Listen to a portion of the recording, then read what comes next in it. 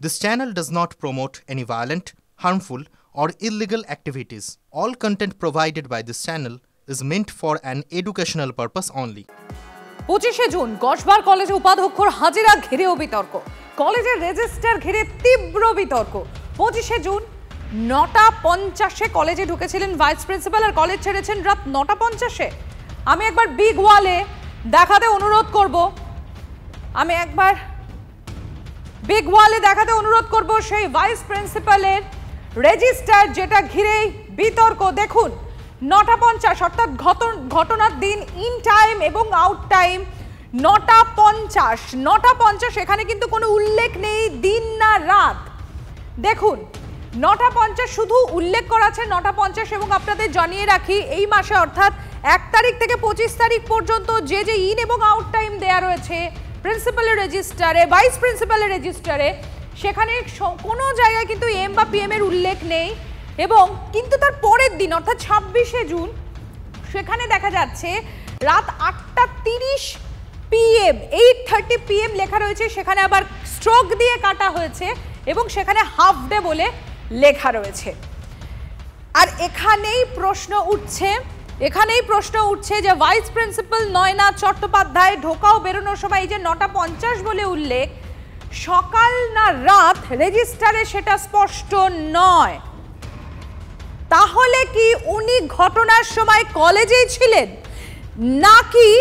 নাকি যেরকম উনি প্রথম TV9 বাংলার সামনে সেখানে সম্মুখীন হন, রীতিমতো আমাদের সামনে তিনি প্রতিক্রিয়া দেন, তিনি আমতা করতে থাকেন, তিনি বলেন যে না সেই সময় তার মিটিং ছিল, তিনি বাইরে ছিলেন, সত্যিই তিনি মিটিংয়ে ছিলেন। তাহলে আরও একটা প্রশ্ন উঠছে, তাহলে কি তিনি 9:50 আবার তিনি কলেজে ফিরে এসেছিলেন সেদিন রাতে?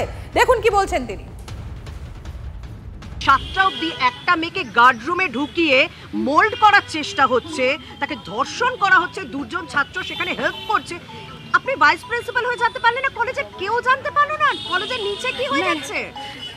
ম্যাডাম এখন আমাদের এক্সাম চলছে, কলেজে স্টুডেন্টদের ক্লাসই নেই, তা সত্ত্বেও আমার মিটিং ছিল বাইরে এবং আমি আপনাদের কাছ থেকে কেউ বলছে দুপুর 12টা, কেউ বলছে রাত্রিবেলা।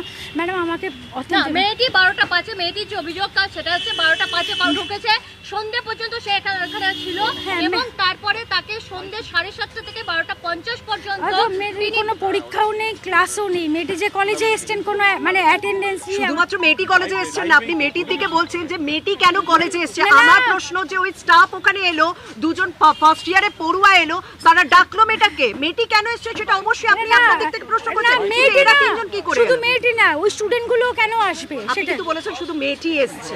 আমার তার জন্য স্ট্রাইক হলো।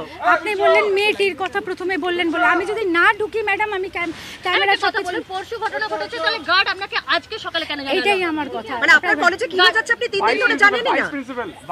আমি কালকে মিটিং এ ছিলাম, ইউনিভার্সিটি মিটিং এ ছিলাম। কসবা গণধর্ষণ কাণ্ডে উপাধ্যক্ষের হাজিরা বিতর্ক, সেই নিয়ে ইতিমধ্যে রাজনৈতিক চাপানুতর শুরু। কি প্রতিক্রিয়া পাওয়া যাচ্ছে শোনাবো আপনাদের। কোনো একটি কলেজে প্রিন্সিপাল বা ভাইস প্রিন্সিপাল যদি ধারাবাহিকভাবে কাজ করে চলেছেন সেটাই রহস্যের। কারণ জানবেন যে তারা এই তৃণমূলী লুম্পেন রাজ কলেজে যে চলছে তৃণমূল ছাত্র পরিষদের নামে, তাদের সঙ্গে কম্প্রোমাইজড হয়েই তারা এই প্রশাসনিক পদে রয়েছেন। তাদের পুতুল হয়ে, হাতের পুতুল হয়ে, তাদের টানা দড়িতে পুতুল নাচ নেচেই তারা এই শিক্ষা প্রতিষ্ঠানগুলি চালান।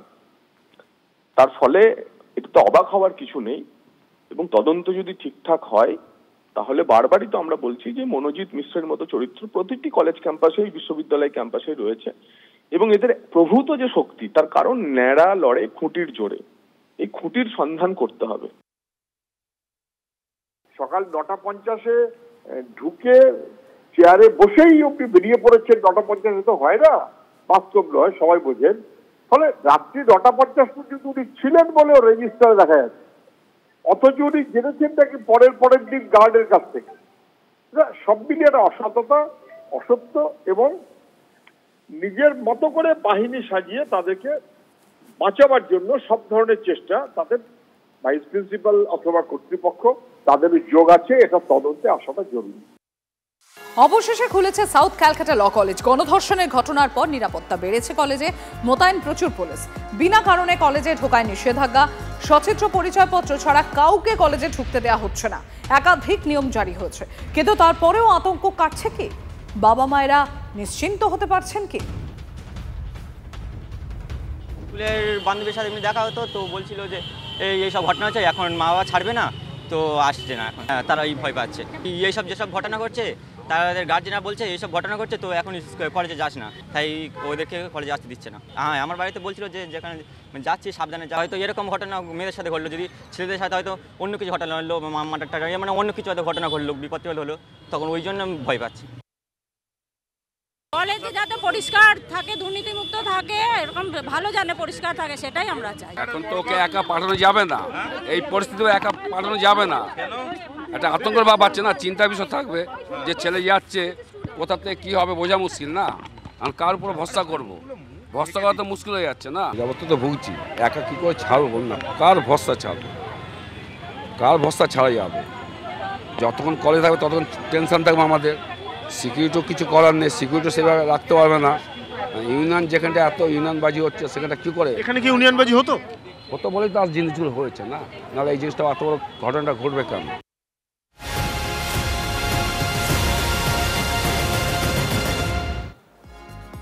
কসবা কাণ্ডের পর মুখ খুলে দলের নেতৃত্বের রোষে রাজন্যা। টিএমসিপির প্রাক্তন নেত্রীর বিরুদ্ধে একের পর এক তোপ। অতীন কন্যার পর রাজন্যাকে নাম না করে নিশানা জুঁই বিশ্বাসের।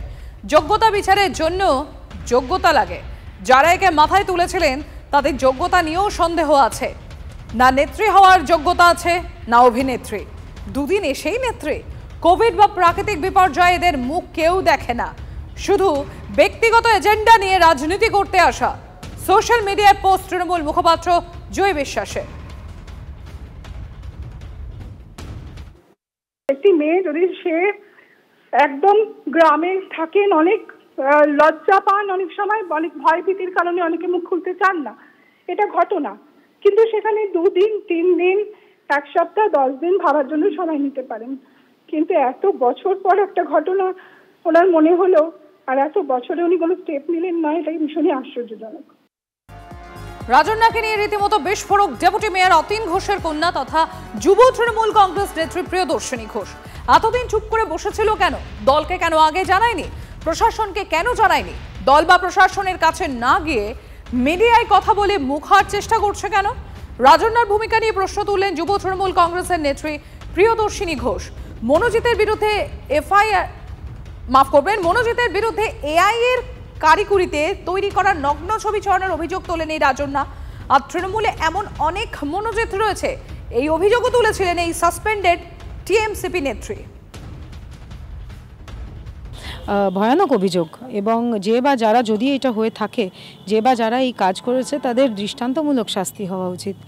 কিন্তু এই ঘটনা যখন ঘটেছে এবং সেটা রাজন্যা যখন জানতে পেরেছে, সেই মুহূর্তে দলের শীর্ষ নেতৃত্বকে, প্রশাসনকে জানানো সেটা মানে এক্সপেক্টেড। কিন্তু সেটা যদি না হয়ে থাকে, তাহলে এইসব কাজ যখন রিপোর্টেড হয় না বা কোনো নির্দিষ্ট কারণে রিপোর্ট করা হয় না, বা এই ক্ষেত্রে হয়নি, তার মানে কিন্তু পরোক্ষভাবে সেই কাজকে, সেই কুকীর্তিকে বৈধতা দেওয়া। প্রিয়দর্শিনী ঘোষকে পাল্টা জবাব দিয়েছেন রাজন্যা। তার দাবি তিনি তা ইমিডিয়েট সিনিয়রদের জানিয়েছিলেন। কাজ না হয় উচ্চ নেতৃত্বের কাছে অভিযোগ করেছেন। দল ব্যবস্থা নেবে বলে আশাবাদী রাজন্যা। আমি তখন কেন বলিনি, এখন কেন বলছি? বক্তব্যটা আমি বলেছি দলকে। আমার কাছে দল মানে অভিষেক বন্দ্যোপাধ্যায়, মমতা বন্দ্যোপাধ্যায়। আমি আশা রাখছি রিকুদির কাছেও দল মানে অভিষেক বন্দ্যোপাধ্যায়, মমতা বন্দ্যোপাধ্যায় হওয়াই উচিত। অনেক মেয়েরা রয়েছে যাদের সম্ভ্রম নিয়ে এরকম প্রশ্ন উঠেছে, তারা আমাকে জানিয়েছে। আমি তাদের প্রত্যেকের ভয়েস হিসাবে আজকে এটা বলছি। এরকম বক্তব্য না যে আমি একার কথা বলছি। আমি আমার ইমিডিয়েট অথরিটিকে জানিয়েছিলাম, কিন্তু তারপরেও কোনো পদক্ষেপ হয়নি। শুভবুদ্ধির উদয় আমার হয়ে গেছে বলেই না রিকুদি আজকে আমি এই কথাটা বলতে পারছি। আর তোমরা আজকে এই কথার বিরোধিতা করছো, একবারও এটা বলছো না যে মনোজিৎ মিশ্রের মতো ধর্ষকদের দল থেকে তাড়িয়ে দেওয়া উচিত, বহিষ্কার করা উচিত।